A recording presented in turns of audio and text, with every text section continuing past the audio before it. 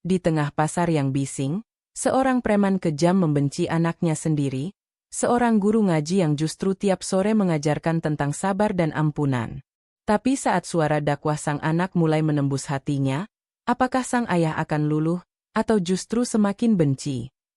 Langit pagi masih sendu ketika suara gaduh mulai terdengar dari dalam pasar. Suara roda gerobak, teriakan pedagang, dan keluhan ibu-ibu yang menawar harga membaur menjadi satu. Pasar Cibinong memang selalu hidup sejak matahari belum sempurna membuka matanya. Namun, di antara hiruk-pikuk yang lazim itu, ada satu nama yang membuat jantung para pedagang berdegup lebih cepat, Raji. Raji, lelaki bertubuh besar dengan wajah keras dan mata tajam. Kumis tebalnya seperti menambah kesan buas di wajah yang jarang tersenyum. Ia bukan pedagang, bukan pula pembeli. Tapi semua orang tahu, jika pagi datang dan langkah beratnya menjejak lantai pasar, maka siapapun harus siap mengeluarkan uang keamanan.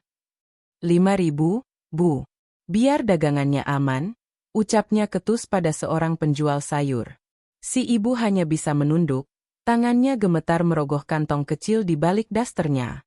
5.000 setiap hari? Barang daganganku aja belum tentu laku semua, Pak, jawabnya lirih. Raji menyipitkan mata.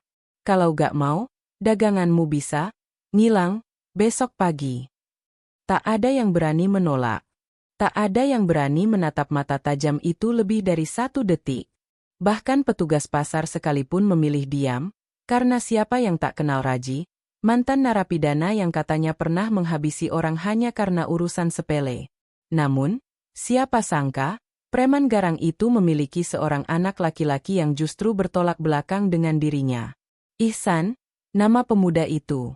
Usianya baru menginjak 25 tahun, berwajah teduh dan bertutur kata lembut. Kulitnya sawo matang bersih, sorot matanya tenang, dan senyumnya selalu membuat hati siapapun terasa damai. Setiap hari, selepas subuh, ia mengajar anak-anak mengaji di surau kecil dekat rumah mereka. Ia tak hanya mengajarkan huruf hijaiyah, tapi juga akhlak, tata krama, dan cinta kepada orang tua, meski ia sendiri jarang merasakannya. Ironis, bukan?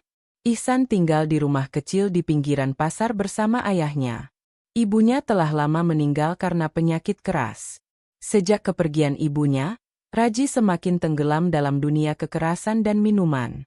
Sementara Ihsan tumbuh dalam kesunyian, memeluk Al-Quran lebih erat daripada pelukan seorang ayah yang tak pernah ia dapat. Suatu pagi, ketika Ihsan tengah membereskan kitab di rak surau, langkah kaki Raji terdengar dari luar rumah. "San, makan!" teriaknya. Ihsan keluar dengan langkah ringan, senyumnya tetap terjaga. "Sudah tadi, Ayah," jawabnya sopan. "Loh, kenapa gak nunggu? Gak sopan, dasar anak gak tahu diri." Ihsan menunduk, menahan napas. "Ayah belum pulang semalam. Saya kira ayah makan di luar." Tamparan itu datang tiba-tiba, keras, membekas merah di pipi kanan Ihsan. "Jangan ngajarin gue, bocah. Dasar pengecut. Hidup di dunia itu butuh otot, bukan ayat-ayat. Lo tuh laki-laki, bukan ustaz kampung," bentak Raji sambil mendorong tubuh anaknya hingga terjatuh. Ihsan tak melawan. Ia hanya memejamkan mata, menahan sakit di pipinya dan hatinya. Sejak kecil, itu sudah menjadi makanan harian. Pukulan, makian, dan hinaan. Tapi ia percaya, seperti yang diajarkan Al-Quran, balaslah keburukan dengan kebaikan, niscaya musuhmu akan menjadi teman karib. Ihsan bangkit perlahan, menyeka darah di sudut bibirnya. Ia menatap ayahnya, bukan dengan benci, melainkan dengan kasih sayang yang entah mengapa masih tersisa begitu besar. "Ayah capek, istirahat dulu, ya," katanya pelan. Raji tak menjawab. Ia hanya meludah ke tanah, lalu berjalan masuk ke dalam rumah, meninggalkan Ihsan yang berdiri sendirian di halaman surau yang sepi. Setelah membersihkan wajahnya dan mengganti baju, Ihsan kembali ke surau. Anak-anak sudah menunggu, duduk bersila di atas tikar usang dengan wajah ceria. Mereka tidak pernah tahu bahwa guru mereka baru saja menerima tamparan pagi dari ayahnya sendiri. "Assalamualaikum," sapa Ihsan lembut. "Waalaikumsalam." "Ustaz," jawab para murid serempak. Wajah Ihsan berubah hangat. Semua luka tiba-tiba terasa reda. "Baiklah, hari ini kita akan belajar tentang surat Al-Furqan ayat 70. Tentang orang-orang yang berdosa, tapi Allah masih membuka pintu taubat selebar-lebarnya." Suara Ihsan mulai mengalun di dalam ruangan kecil itu.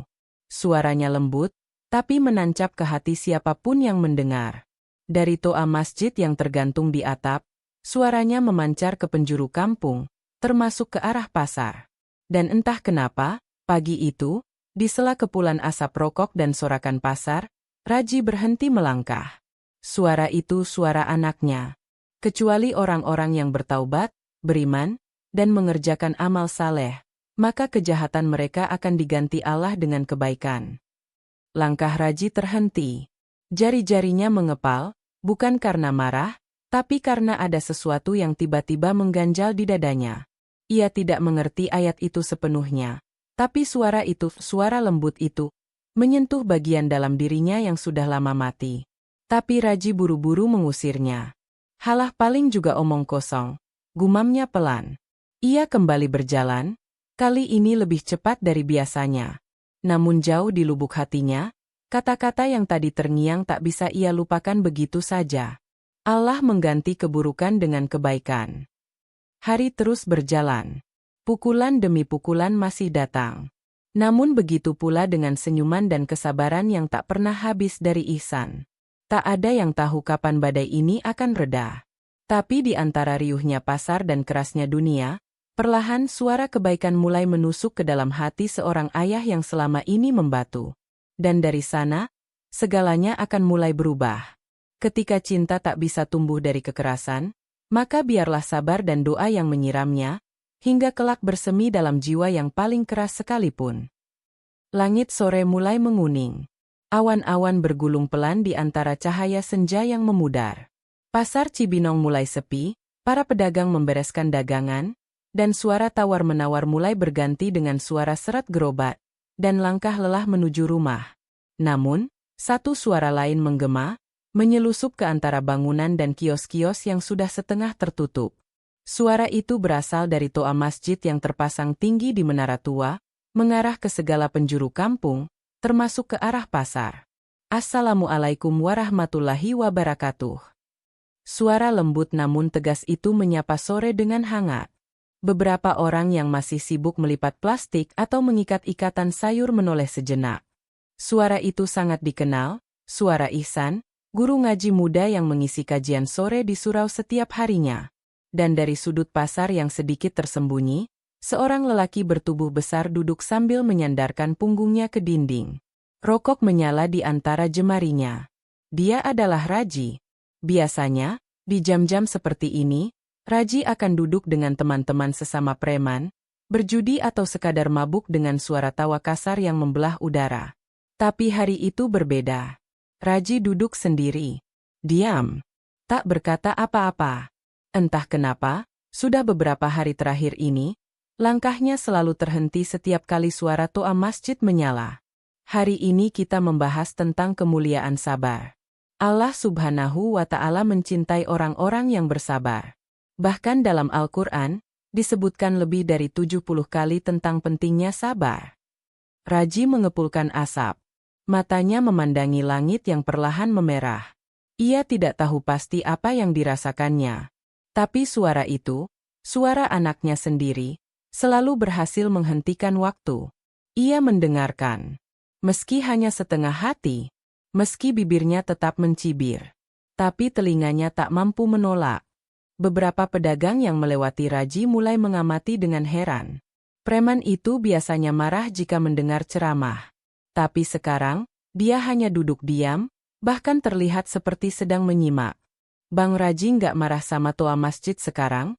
celetuk seorang pedagang sayur. Raji melirik tajam. "Ngapain marah? Emang lo pernah lihat gue marah sama suara?" Si pedagang langsung menunduk. "Enggak, Bang, cuma heran aja, biasanya abang lemparin batu." Raji mendengus. "Batu gue udah habis." Tapi sebenarnya bukan karena batu itu. Bukan pula karena malas. Ia hanya merasa ada yang aneh dalam dirinya. Sesuatu yang selama ini hilang, kini mulai muncul. Rasa sesak yang datang tiba-tiba saat Ihsan menyebut kata, ayah. Atau ketika ia menuturkan kisah Rasulullah yang memaafkan musuh-musuhnya. Seperti Nabi Muhammad yang tetap mendoakan kaum Taif meski dilempari batu. Beliau tak membalas dengan murka, tapi dengan cinta. Kita pun harus seperti itu. Memaafkan. Bersabar. Mendoakan. Ucapan itu menghantam hati Raji. Ia mengingat semua pukulan yang ia berikan pada anaknya. Semua hinaan yang ia lemparkan, semua cacian yang melukai. Dan suara itu, masih saja mendoakan. Malam harinya, rumah kecil di ujung gang itu seperti biasa, sunyi. Lampu 5 watt menggantung di langit-langit ruang tengah yang juga berfungsi sebagai dapur dan kamar. Ihsan duduk bersila di atas tikar rotan sambil membaca kitab. Wajahnya tenang, meski tubuhnya masih terasa sakit akibat dorongan ayahnya kemarin. Tiba-tiba, pintu depan berderit. Raji masuk, dengan langkah berat dan aroma alkohol yang samar-samar. Masih baca-baca tuh? Gak ada kerjaan lain? Ucapnya sarkastik. Ihsan menutup kitab perlahan. Ini bagian dari pekerjaan saya. Yah. Raji duduk di kursi reot dekat jendela. Matanya menatap kosong keluar. Lo ceramah di masjid tadi? Tanyanya mendadak. Ihsan mengangguk. Iya, seperti biasa. Kenapa ngomongin sabar? Lo maksudin gue? Ihsan terdiam sejenak. Saya bicara untuk siapa saja. Yah, termasuk untuk diri saya sendiri. Hening. Lo beneran gak dendam sama gue? Suara Raji nyaris seperti bisikan. Tak biasa. Tak ada nada tinggi. Hanya getaran janggal dari pria yang biasanya keras kepala. Ihsan menatap wajah ayahnya yang mulai ditandai kerutan dan kelelahan hidup.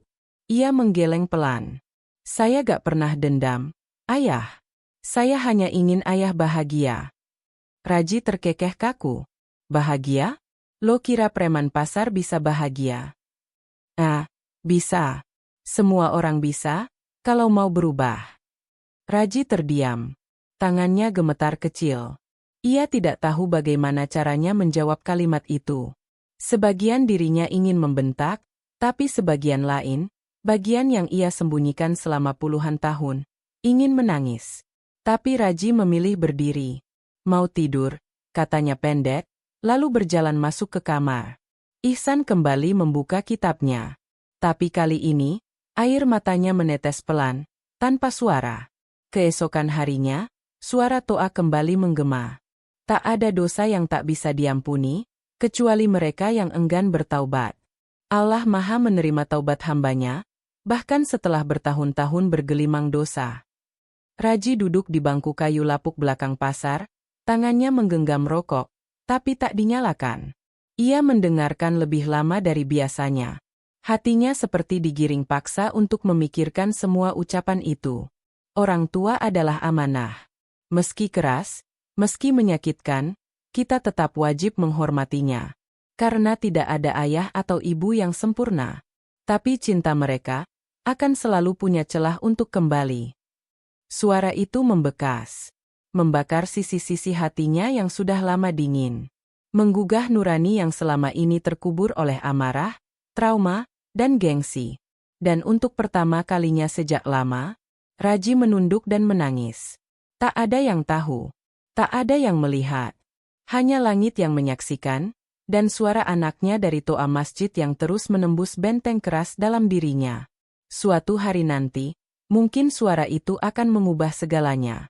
Kadang, jalan pulang dimulai dari suara yang kita dengar, bukan dari kaki yang melangkah.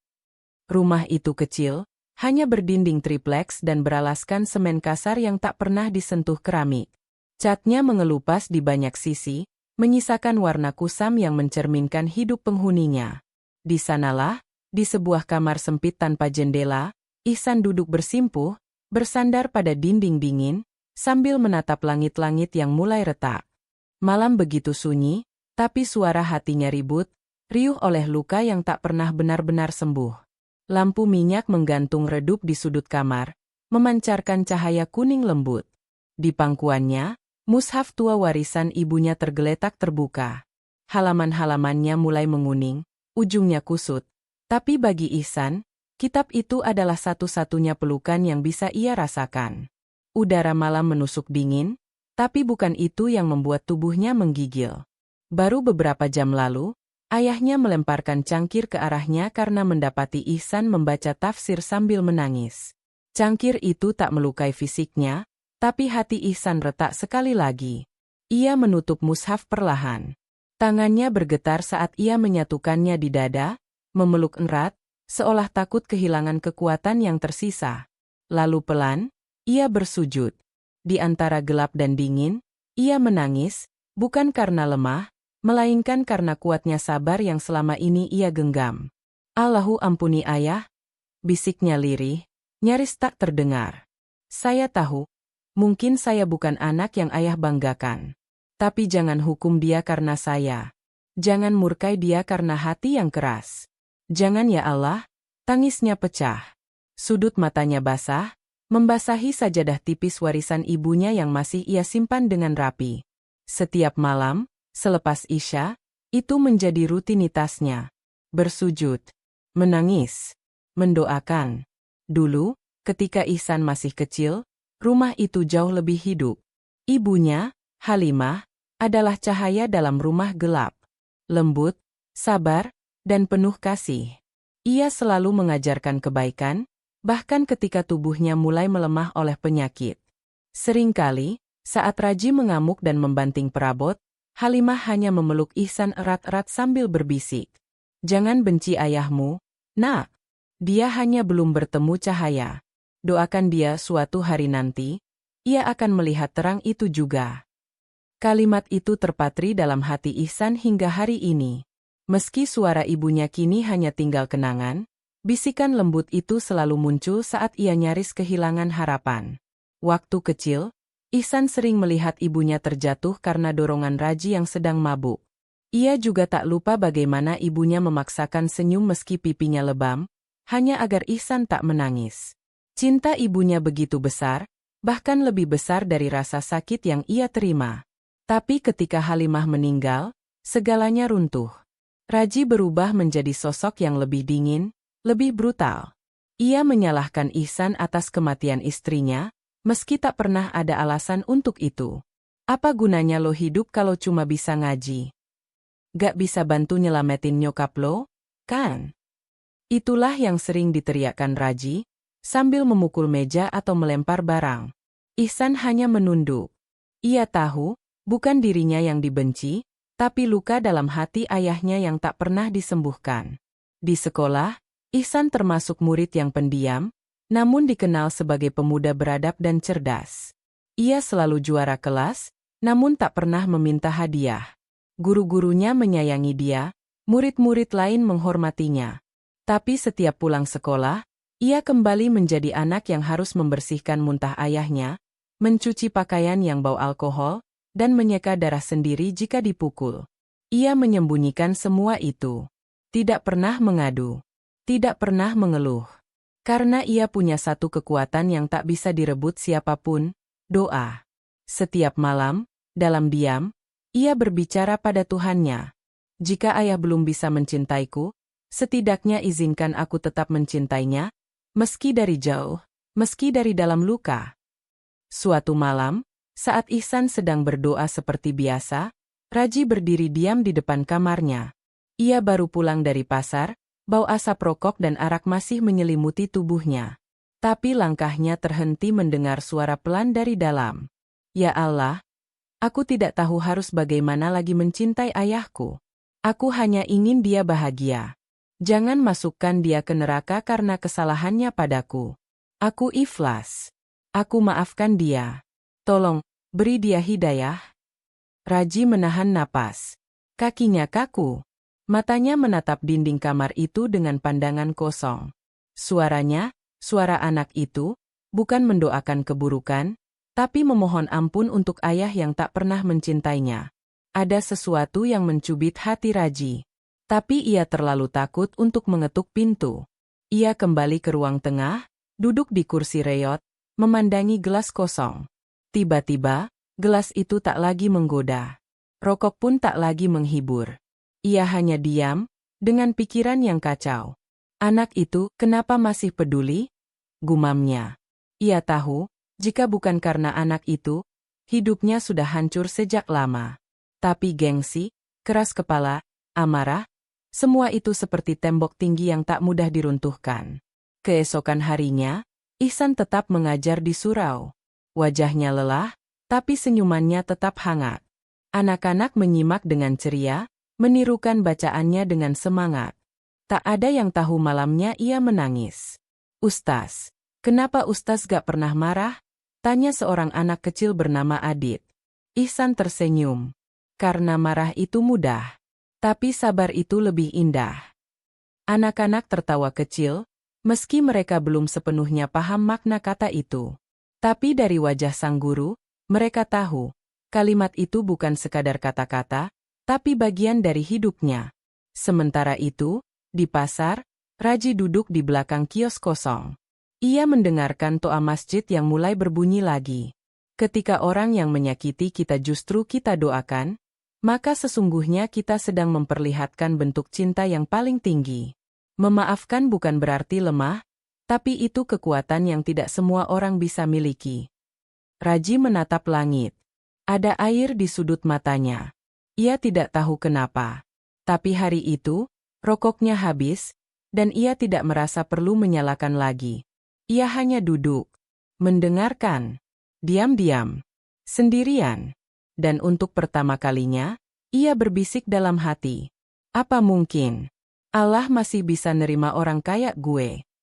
Kadang, cinta yang paling besar bukan terlihat dari pelukan, tapi dari doa yang disampaikan dalam sunyi. Pagi itu, pasar Cibinong tampak biasa saja. Suara tawar-menawar, gemericik air dari ember pedagang ikan, serta aroma khas bumbu dan sayuran menguar di udara. Namun di sudut pasar yang paling sering menjadi pusat kekacauan, suasana terasa berbeda. Raji duduk sendirian di kursi kayu reot dekat warung kopi yang sudah sepekan tutup. Ia tidak menenteng botol seperti biasa, tidak memalak pedagang, bahkan tidak memarahi tukang becak yang parkir sembarangan. Tangannya menggenggam sebatang rokok, tapi tidak dinyalakan. Matanya kosong menatap keramaian, tapi tak benar-benar melihat. Beberapa pedagang mencuri pandang, saling berbisik. "Aneh ya, Bang Raji udah seminggu gak marah-marah," bisik seorang ibu penjual rempah. "Jangan-jangan sakit, atau kerasukan?" timpal yang lain dengan setengah bercanda. Namun mereka semua salah. Yang terjadi bukan karena sakit, melainkan hati yang mulai berisik. Sudah 2 pekan suara toa masjid menyapa telinga Raji setiap sore. Awalnya ia kesal, lalu heran. Kini ia ketagihan. Tanpa ia sadari, tubuhnya selalu memilih tempat duduk yang menghadap ke arah surau, tempat Ihsan mengajar dan berceramah setiap hari. Allah tidak melihat rupa dan harta, tapi hati dan amal. Tak ada manusia yang sempurna, yang penting adalah kesediaan untuk berubah. Kadang, orang yang paling keras hatinya hanya butuh satu kata untuk luluh, "Maaf." Kalimat-kalimat itu membakar isi kepala Raji. Ia jadi sering melamun. Kadang tertawa kecil sendirian. Kadang meneteskan air mata yang buru-buru ia seka, takut orang lain melihat. Ia mulai mempertanyakan semua yang selama ini ia lakukan. Apa hidup hanya soal memalak dan menguasai? Apa jadi lelaki harus selalu keras dan ditakuti? Kenapa anak yang ia anggap lemah justru bisa bicara seperti itu? Bijak, tenang, dan menyentuh? Dan pertanyaan paling sulit, kenapa aku bisa membenci darah dagingku sendiri? Suatu sore, saat langit mulai jingga, Raji kembali duduk di tempat biasanya. Namun kali ini, ia menoleh ke arah masjid lebih sering dari sebelumnya. Kita semua adalah pendosa, tapi jangan pernah merasa terlalu kotor untuk kembali kepada Allah. Karena siapapun kita hari ini, kita bisa berubah esok hari. Suara itu, begitu lembut, tapi bagai palu bagi dada Raji. Ia teringat masa mudanya, saat pertama kali Halimah menyodorkan mushaf dan memintanya ikut pengajian. Ia tolak mentah-mentah. Katanya, ngaji itu buat orang-orang lemah. Ia lebih suka jalanan, uang cepat, dan kekuasaan. Lalu Halimah meninggal, meninggalkan Ihsan yang masih remaja. Raji menyalahkan anak itu atas segalanya. Padahal, jika ia jujur, justru anak itu yang menjaga hidupnya tetap utuh. Malamnya, Raji gelisah. Ia mematung di kursi ruang tengah, lampu remang menyinari wajahnya yang kusut. Ihsan baru pulang dari masjid. Ia menggantung peci dan meletakkan kitab di rak.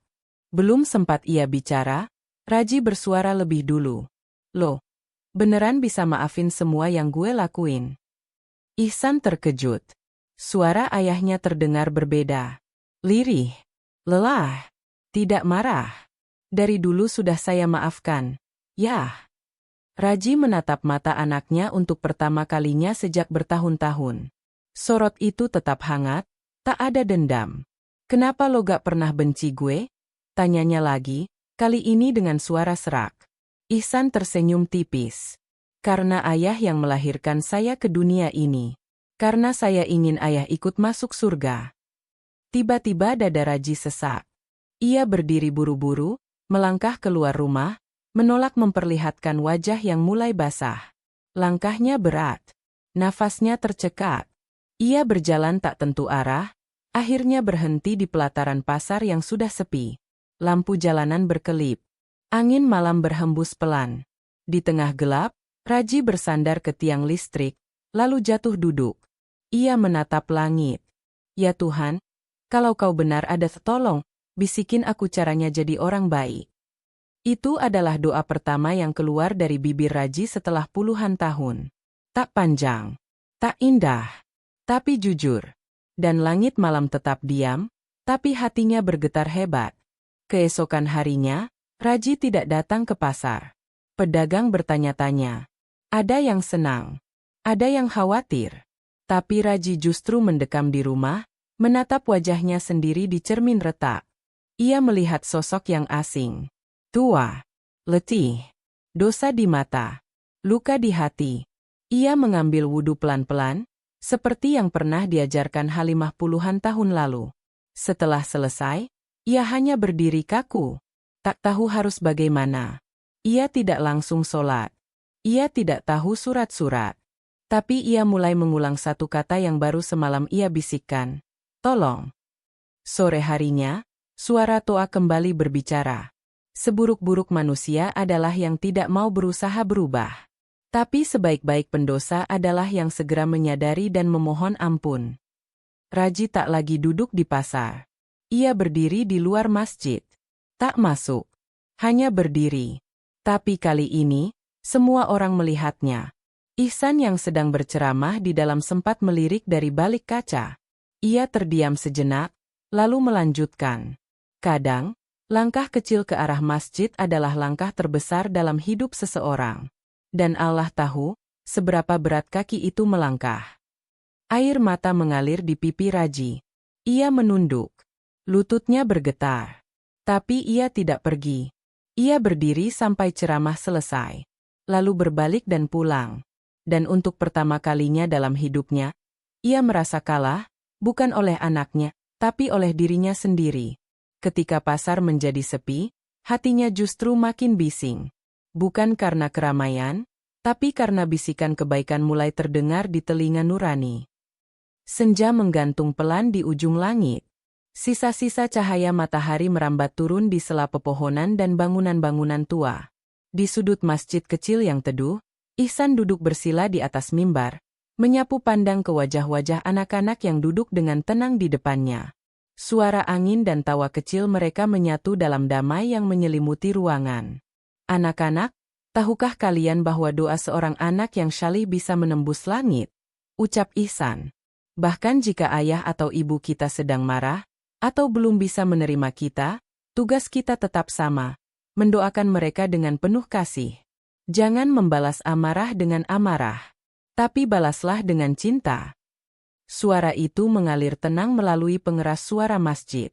Dan, seperti sore-sore sebelumnya, suara itu kembali menghantam dada seorang lelaki yang berdiri diam di pinggir jalan. Raji mendengarkan dari kejauhan, tubuhnya bersandar pada tiang kayu tua dekat pasar. Ia sudah berada di sana sejak suara pertama muncul dari toa masjid. Bukan karena ingin, Tapi karena hati yang memaksa, wajahnya tampak lebih letih dari biasanya. Matanya merah, entah karena kantuk atau air mata yang tak kunjung jatuh. Beberapa hari terakhir ini, ia tak lagi mencari keributan. Teman-teman preman mencibir, beberapa menjauh. Tapi ia tidak peduli. Yang ia pikirkan hanya satu. Bagaimana bisa suara anaknya yang lembut justru melumpuhkan seluruh amarah yang selama ini menjadi kekuatannya. Malam itu, langit tampak mendung. Angin kencang bertiup, mengguncang pepohonan dan mengayunkan kabel listrik. Rumah kecil Raji bergeming dalam keheningan. Tidak ada televisi. Tidak ada suara. Hanya desau angin dan detak jam dinding. Ihsan baru saja masuk, tubuhnya dibasahi gerimis.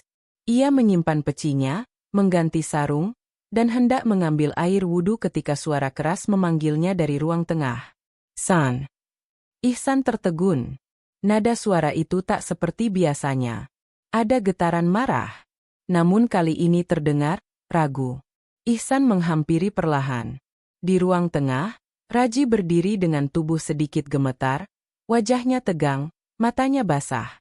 Di tangan kanannya ada sebuah mushaf, tampak usang dan penuh debu, kitab milik Halimah yang selama ini disimpan Ihsan di rak. "Ini kitab, lo tiap hari pelototin ini?" bentaknya, suaranya tinggi. Ihsan mengangguk pelan. "Iya, ayah, itu mushaf ibu." Raji menggertakkan gigi. Ia mengangkat mushaf itu, lalu melemparkannya ke lantai. "Sampai kapan lo mau hidup di dunia hayal? Hah? Dunia ini keras. Gak cukup lo cuma bacain doa-doa?" Ihsan tercekat. Tapi ia tak membalas. Ia hanya memungut mushaf itu perlahan, membersihkannya dengan ujung baju. "Ini bukan hayalan. Yah, ini jalan yang saya pilih. Jalan yang bikin saya tetap hidup meski ayah menyakiti saya bertahun-tahun." Raji mengayunkan tangan, mendorong tubuh Ihsan hingga terjatuh. Napasnya berat, matanya merah. Tapi gerakan tangannya tak sekuat dulu. Ihsan terduduk. Ia tak melawan, tak beranjak. Hanya menatap ayahnya dengan mata penuh air. "Kenapa? Ya? Kenapa ayah masih marah? Padahal saya gak pernah minta dilahirkan dari orang lain. Saya hanya ingin punya ayah yang bisa saya peluk tanpa takut." Kalimat itu menghantam Raji lebih keras dari pukulan manapun. Tubuh Raji menggigil. Langkahnya mundur perlahan, punggungnya bersandar di dinding. Ia mengusap wajahnya dengan kasar, seperti ingin menepis air mata yang kini tak bisa dibendung. Gue gak tahu cara jadi ayah yang benar," ucapnya parau. "Gue tumbuh dengan dipukuli, dibentak, dihina, dan sekarang gue cuma nurunin itu ke lo." Ia menggeram dalam tangis. Suara isak tertahan di dadanya selama puluhan tahun kini meledak seperti bendungan yang jebol. "Gue takut lo ninggalin gue takut lo lebih milih masjid itu dari rumah ini." Ihsan bangkit, mendekat pelan, lalu memeluk ayahnya. Tubuh Raji sempat menegang, tapi akhirnya luluh. Untuk pertama kalinya sejak Ihsan lahir, mereka berpelukan. Bukan karena keterpaksaan, tapi karena akhirnya, hati mereka menemukan titik temu. "Saya gak akan ninggalin ayah. Gak sekarang. Gak selamanya," bisik Ihsan di pelukan itu. "Saya masih anak ayah, dan saya akan tetap mendoakan ayah. Meski saya gak pernah dipeluk, meski saya sering dipukul, saya tetap sayang sama ayah." Raji menangis. Benar-benar menangis. Dadanya bergetar hebat. Air matanya membasahi pundak anaknya. Semua tameng, semua topeng, semua keangkuhan yang selama ini ia kenakan, runtuh seketika. "Maafin gue, San, maafin." Ihsan hanya mengangguk. Tak bisa berkata apa-apa. Tubuhnya ikut bergetar. Di luar, hujan mulai turun pelan. Langit menangis bersama mereka. Dan malam itu, untuk pertama kalinya, tak ada pukulan, tak ada bentakan. Hanya pelukan seorang ayah yang telah lama hilang dari hidup anaknya. Keesokan harinya, banyak pedagang pasar heran saat melihat Raji berdiri di depan masjid, mengenakan baju koko putih dan sarung sederhana. Wajahnya bersih, rambutnya tersisir, dan langkahnya tak lagi pongah. Ia tak berkata banyak. Hanya tersenyum saat disapa. Lalu duduk di pelataran masjid, mendengarkan anaknya mengisi kajian. Bertahun-tahun saya mencari cinta dari dunia yang salah. Tapi ternyata, cinta itu sudah ada, di rumah saya sendiri, ucap Ihsan dari mimbar. Raji menunduk, menangis pelan. Tak lagi malu, tak lagi pura-pura kuat. Dan saya belajar bahwa amarah bukan kekuatan. Yang benar-benar kuat adalah mereka yang mampu memaafkan. Bahkan ketika dipukul, bahkan ketika dihina, mereka tetap mencintai. Kadang, pelukan yang paling dalam justru datang setelah badai terparah. Karena hanya hati yang pernah hancur yang tahu caranya mencinta dengan sungguh-sungguh. Hujan semalam menyisakan bau tanah yang lembab pagi ini.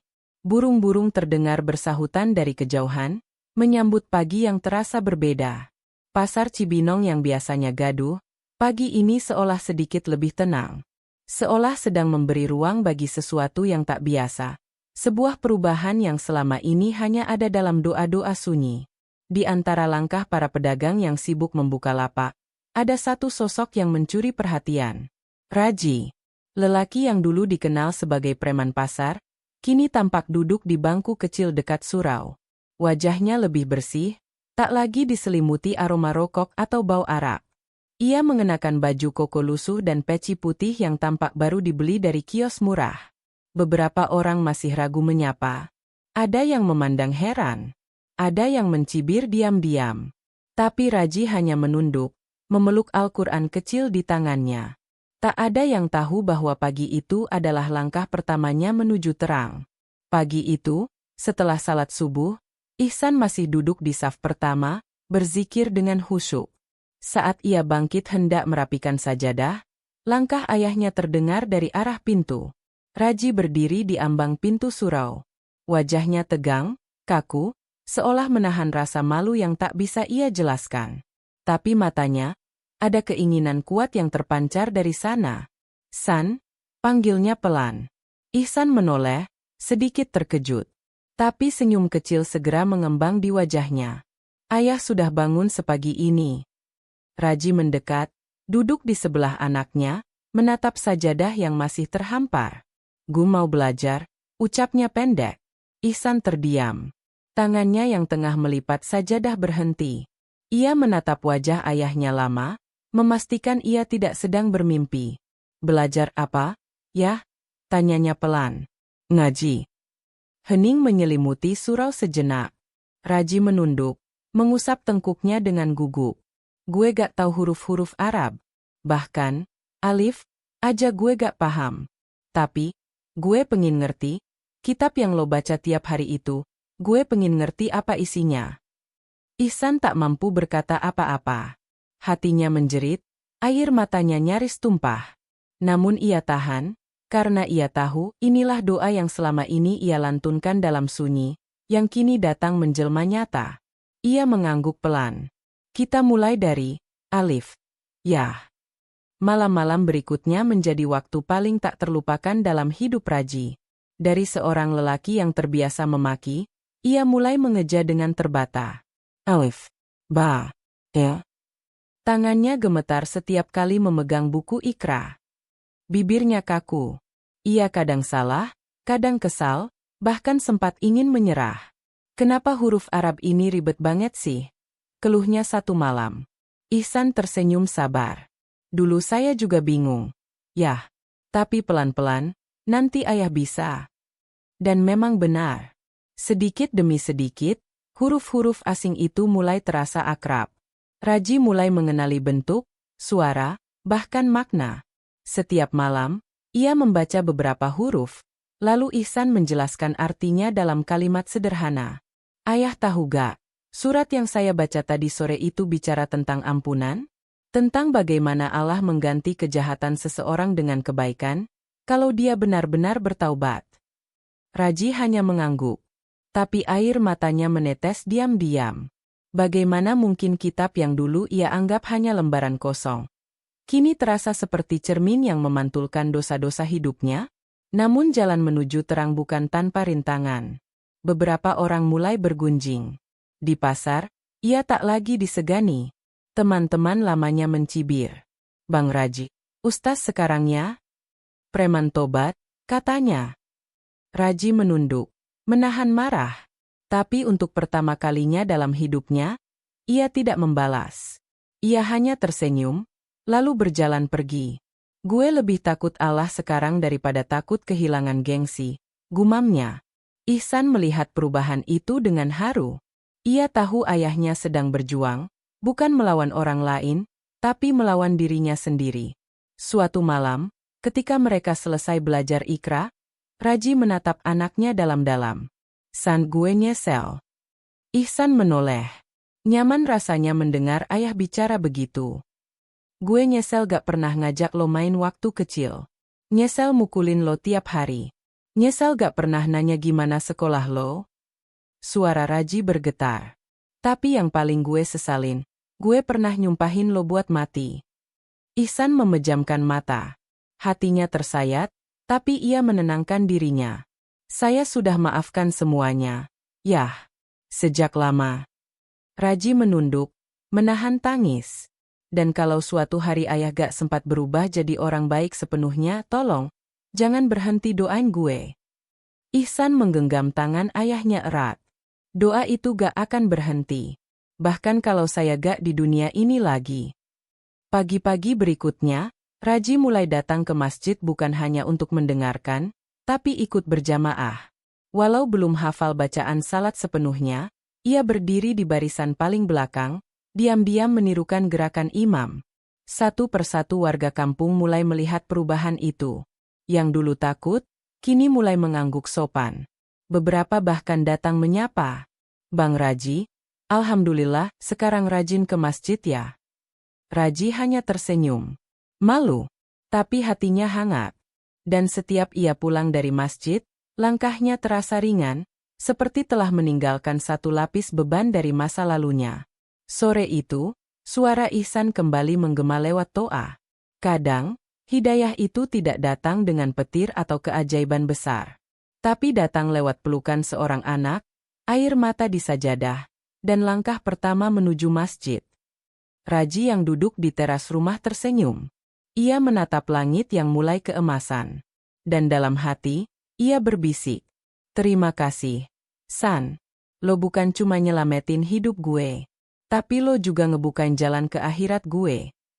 Tak ada jalan kembali yang terlalu jauh, jika niat itu jujur. Karena bahkan langkah pertama, bisa menjadi titik awal perubahan seluruh hidup. Angin pagi berhembus pelan melewati ganggang sempit kampung. Daun pisang melambai tenang, suara ayam bersahut dari kejauhan.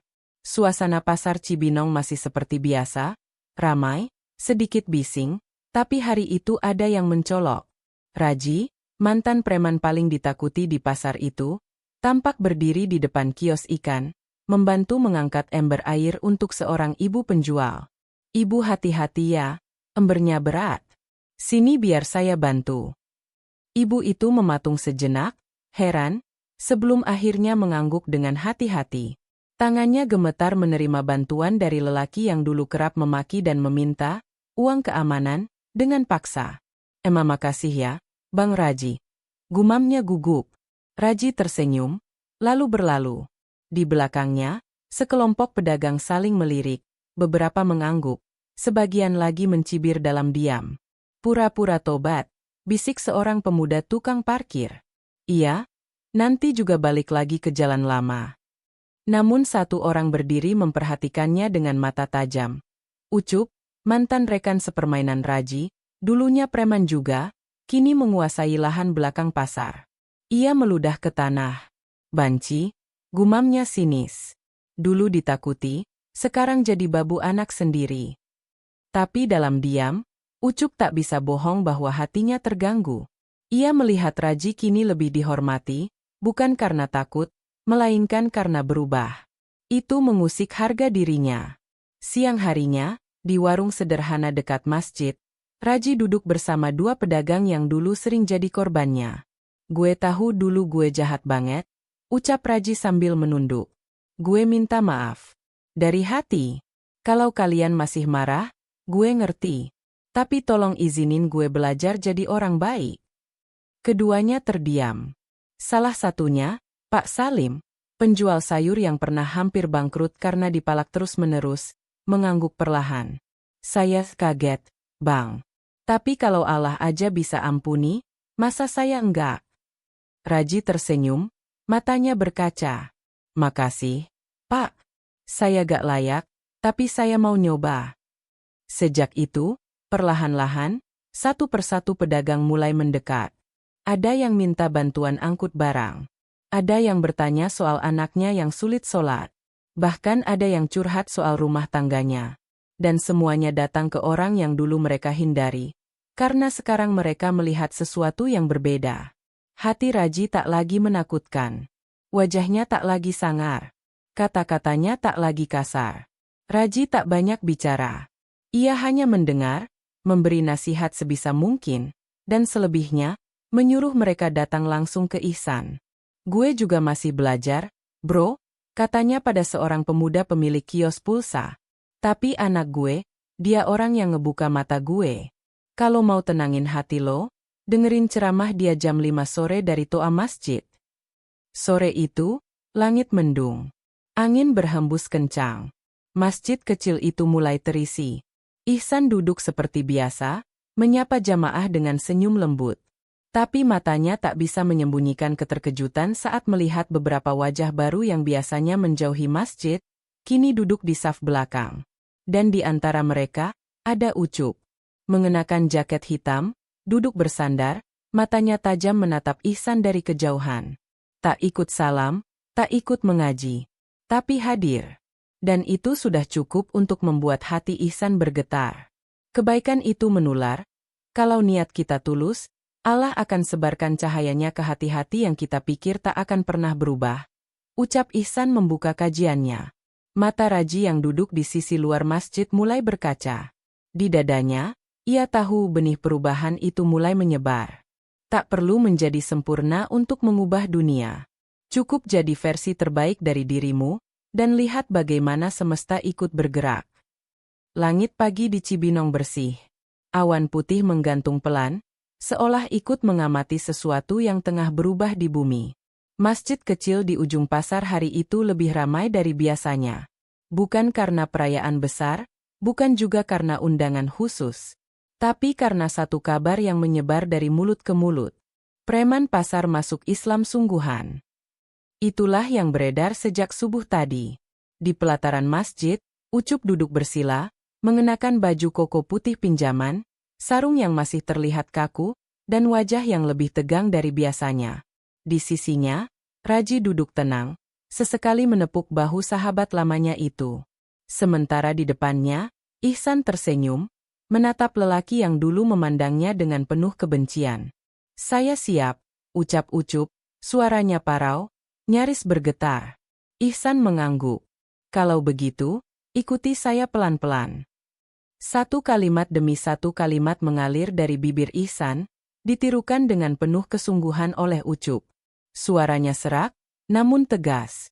Saat kalimat syahadat itu selesai diucapkan, seisi masjid bergemuruh.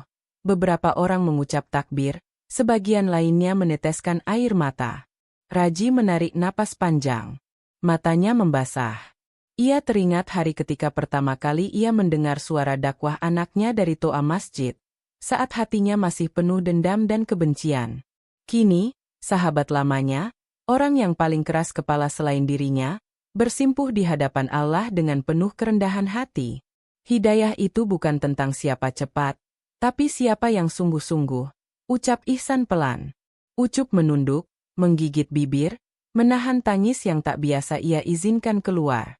Untuk lelaki sekeras dia, air mata adalah kelemahan. Tapi pagi itu, ia biarkan dirinya rapuh, karena ia tahu, justru dari keretakan itulah cahaya bisa masuk. Beberapa minggu berlalu, Raji kini menjadi pembantu takmir masjid. Ia tak lagi hanya duduk mendengar, tapi mulai membantu menyapu, membersihkan wudu, bahkan mengganti toa yang rusak. Pedagang-pedagang di pasar mulai merasakan ketenangan.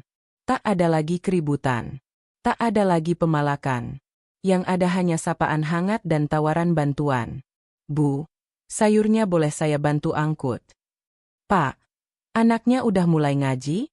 Kalau mau, saya antar ke Ihsan. Kebaikan yang dulunya hanya ada di bibir Ihsan, kini hidup di tangan Raji. Dan seperti air yang mengalir, ia menyentuh siapapun yang dilewatinya. Di satu sisi, Ucup belum sepenuhnya berubah. Tapi ia kini lebih banyak diam. Ia masih belajar. Masih bertanya-tanya soal wudhu, soal sholat, soal surah pendek. Dan setiap kali ia bingung, Rajilah yang membantunya. Gue dulu juga kayak lo, Kap, ngerasa hina. Tapi ternyata, yang hina itu kalau kita tahu jalan pulang, tapi tetap pilih sesat. Ucup hanya mengangguk. Dulu, Raji adalah simbol kekuatan. Sekarang, ia menjadi lambang perubahan. Dan Ucup, pelan-pelan, mulai menjadikannya panutan. Malam itu, selepas Isya, Raji duduk di beranda rumahnya. Di sampingnya, Ihsan membawa 2 gelas teh hangat. Angin malam berhembus lembut. Suara jangkrik terdengar dari kejauhan. San, panggil Raji. Ya, ya. Gue belum pernah bilang ini, ya, tapi sekarang, gue ngerti kenapa lo milih jalan hidup kayak gini. Ihsan menoleh. Apa karena ayah akhirnya merasakan tenangnya dekat sama Allah? Raji tersenyum kecil. Ya, dan karena gue ngeliat, lo sabar. Bahkan waktu lo dihina, dipukul, disalahin. Lo tetap gak ninggalin gue. Ia memandang langit yang mulai redup. Gue cuma bisa doa, semoga Allah izinin gue jadi ayah yang layak, meski telat. Ihsan memegang tangan ayahnya. Ayah gak pernah telat. Selama ayah masih bisa bangun dari gelap, ayah sudah menang. Hening mengisi ruang di antara mereka. Lalu Raji berkata lirih, lo tahu gak, dulu gue pikir kekuatan itu ada di tangan yang bisa mukul. Sekarang gue sadar, kekuatan sejati itu ada di tangan yang bisa menahan. Beberapa bulan kemudian, suasana di pasar berubah total. Orang-orang lebih akrab. Masjid lebih ramai. Dan setiap sore, suara Ihsan tetap terdengar dari toa, tapi kini, dengan gema yang lebih jauh, karena semua orang diam untuk mendengarnya. Dan di antara mereka yang paling setia mendengar, duduk di teras rumahnya sambil memejamkan mata, adalah Raji. Tangannya menggenggam mushaf lusuh milik Halimah. Bibirnya komat kamit mengulang ayat-ayat yang dulu ia benci. Dan dalam hatinya, ia tahu, hidayah memang tak datang cepat. Tapi ia tak pernah terlambat. Karena Allah tahu, kapan waktu yang tepat untuk mengetuk hati yang selama ini tertutup rapat. Orang baik bukan yang tak pernah jatuh, tapi yang mau bangkit, meski terjatuh dalam lumpur paling dalam.